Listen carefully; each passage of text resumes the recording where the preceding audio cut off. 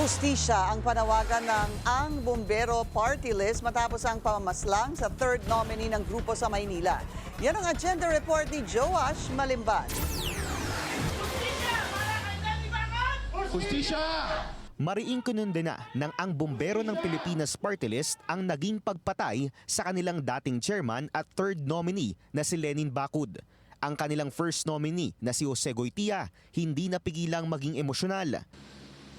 Sapat po ang amin ipinaglalaban na karapatan na pagtutunay na kami po ang tunay at wala nang iba.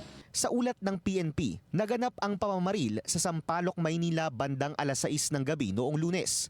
Ayon sa Manila Police District, mayroon na silang dalawang tinitingnang suspect na nag-riding in tandem umano noong pinatay si Bacud. Sa pahayag ni Goytia, ipinagsasabahala niya na raw sa investigasyon ng mga otoridad ang nangyaring insidente. Pero kasabay nito, sunod-sunod ang kanyang naging pahayag na posibleng politika ang ugat ng pamamaslang kay Bacud. Dahil mayroon daw silang kaaway na grupo na aniyay peking representante ng mga bombero. Kahit sino naman pong organisasyon, pag merong ganyang katunggali, yung kaagad ang pagbibintangan mo. Kasi yun ang pinakamalinaw na pwedeng manakit o pwedeng gumawa nitong mga bagay na to.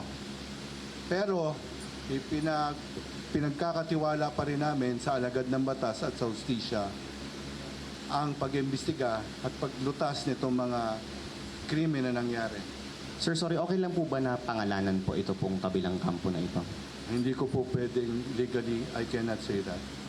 Dagdag pa ni Goytia, matatapos lamang daw ang sigalot na ito kung re-resolusyonan na ng Commission on Elections ang mga kaso na kanilang isinampa laban sa kanilang kaaway na grupo. Kaya nakikiusap raw sila kay COMELEC Chairman Garcia magbigay na ng desisyon bago pa madagdagan ang mga anilay magbubuwis ng buhay. Chairman Garcia, alam namin, kayo po ay taong mapagkakatiwalaan, may dignidad at tunay na pinuno. Nakikiusap kami sa inyo. Patunayan niyo po ang inyong sinumpaan, tungkulin. Ilabas niyo na po ang resolusyon na nagpapatunay kung sino ang tunay na representante ng sektor. Huwag ho nating tulugan ang resolusyon na ito. Ayaw pangalanan ni Goytia ang itinuturo nilang grupo na posibleng nasa likod ng pagpaslang.